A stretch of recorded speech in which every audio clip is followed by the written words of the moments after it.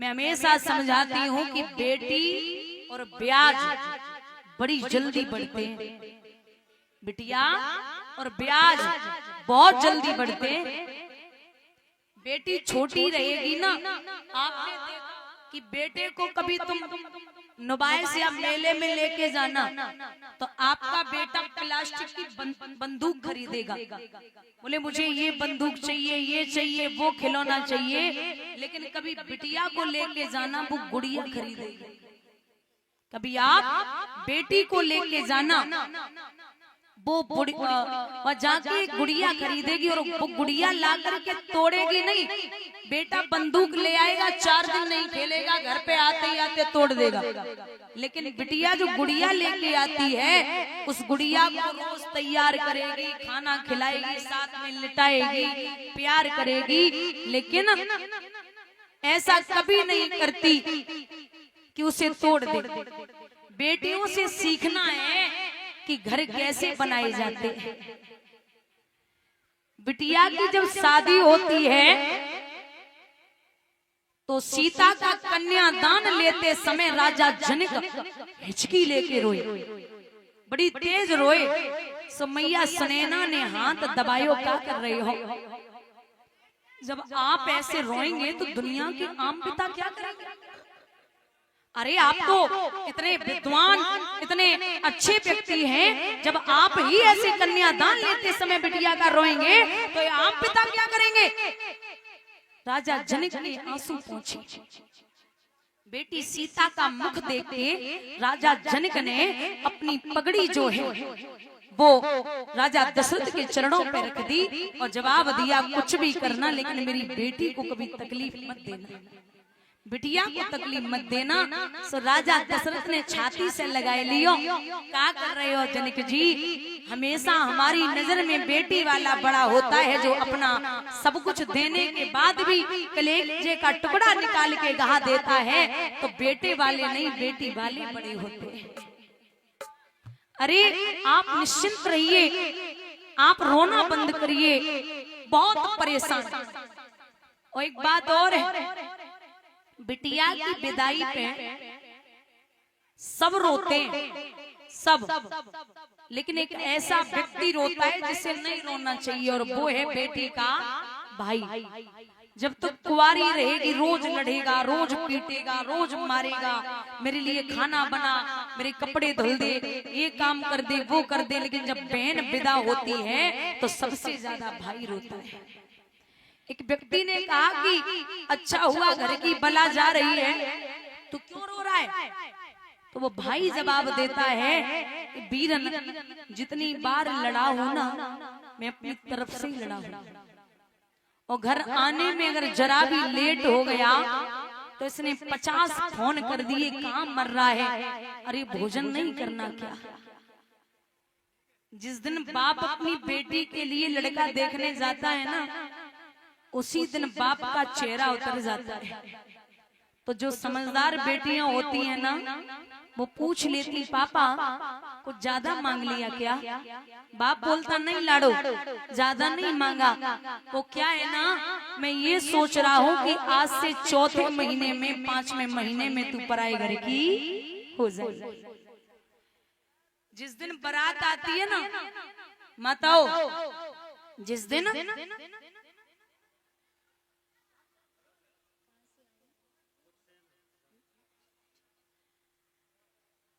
जिस दिन बारात आती है उससे एक दिन पहले चाहे पूरा घर सो जाए, लेकिन 2 लोग नहीं सोते। पहला है बाप, दूसरी है बिटिया। बाप तो सबका हिसाब किताब देखता है कि किससे कितना लिया, किसका कितना देना है, और बेटी छत से नीचे सब कमरों में घूमती है कि आज ये अलमारी मेरी, आज ये बक्सा मेरा, आज ये कमरा मेरा, आज ये बिस्तर मेरे, कल से मैं विदा हो जाऊंगी तो ये सब मेरा नहीं रहेगा। और बाप ये सोच रहा है कि मैंने किसका कितना लिया, किसका कितना उधारी का देना है। कई पिता मैंने ऐसे देखे हैं बुजुर्गों, आप याद रखना, बिटिया को जो सामान देते हैं उस सामान की प्रिंट छूट जाए, लेकिन बाप के सर पे जो कर्जा होता है वो जीवन पर्यंत तक नहीं उतर पाता। बाप खुद के शरीर को गिरवी रखने की सामर्थ्य रखता है। बिटिया जब पराए घर की हो जाए ना, जितनी बार आपका बेटा घर में रह के आपके हालचाल नहीं पूछ पाएगा, उतनी बार बिटिया माई को ससुराल से फोन करके पापा को पूछ लेगी, पापा आप ठीक है ना, आपकी तबीयत ठीक है ना, आप दवा टाइम से लेते हैं ना, आपका स्वास्थ्य ठीक है ना, आप भोजन टाइम से करते हैं ना। बिटिया 100 बार पूछ लेगी बाप को फोन करके। और एक बात, अगर 4-6 महीने बिटिया को हो जाए ना ससुराल में और बाप लेने न पहुंच पाए, तो बेटी चुपचाप फोन करती, पापा अब की बार आप आए नहीं, काफी समय हो गया, आप ससुर जी को फोन कर देना कि हमें वो भेज दें, बड़ा मन करता है आपसे मिलने का। तो अगर पिता फोन भी करेगा कि जरा लाडो को भेज देते, और ससुर ये कह दे कि नहीं अभी नहीं, अभी हमारे घर में काम है, तो बिटिया मन मार के रह जाती है। ऐसा बाप का हृदय होता। बाप हमेशा सोचता है कि मैं जब तक जिंदा हूं तब तक मेरी। एक बात और है, और ये सत्य है, बिटिया के घर में मायके में माँ मर जाए, माँ मर जाए मायके में, तो बेटी रोएगी, चिल्लाएगी कि अब माँ नहीं रही मेरी, मैं क्या करूं। लेकिन जब बिटिया का बाप मरता है ना, तो दादा उसी दिन बेटी समझ जाती है कि मेरा मायका छूट गया। भाई कितना भी सम्मान दे, लेकिन बाप की बराबरी कोई नहीं कर सकता।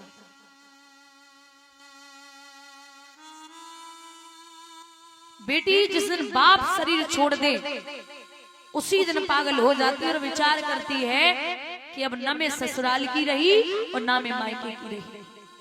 ससुराल में अगर ताने मिल गए तो मैं किसी को यहाँ बता भी नहीं सकती।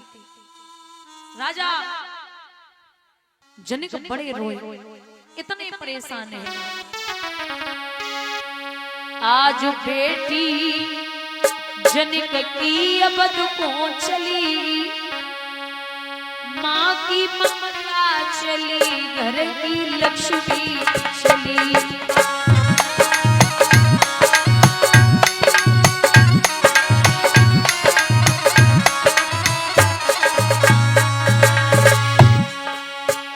आज बेटी जनक की अवध को चली, माँ की ममता चली, घर की लक्ष्मी चली।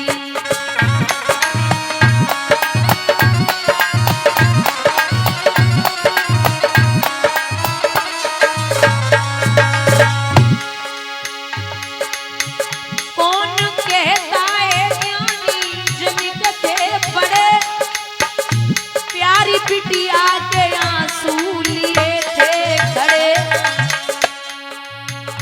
माँ सुनैना की आंखों की पुतली चली, माँ सुनैना की आंखों की पुतली चली, माँ की ममता चली, घर की लक्ष्मी चली।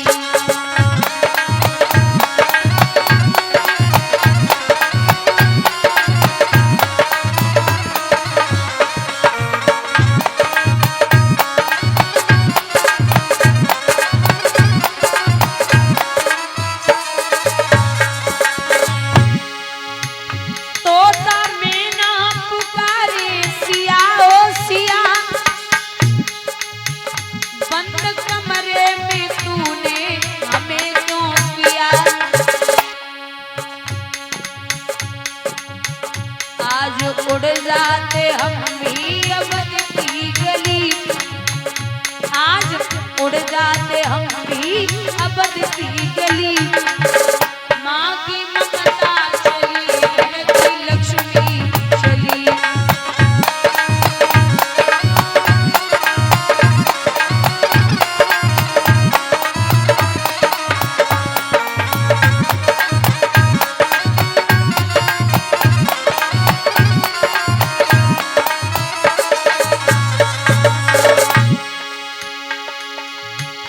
तोता रो नहीं,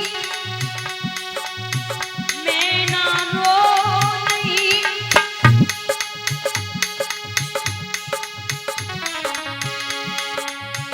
आज बेटी जनक की अवध पहुंचली, माँ की ममता चली, घर की लक्ष्मी चली।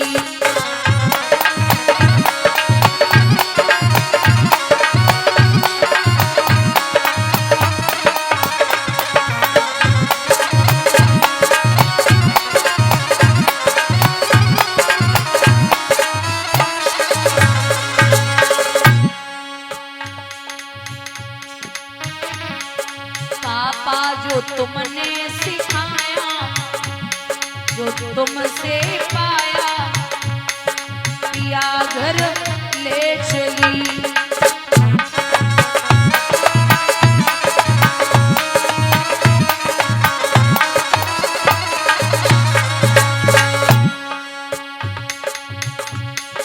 दुनिया की लेके दुआएं चली घर पर आए, तुम्हारी लाडली।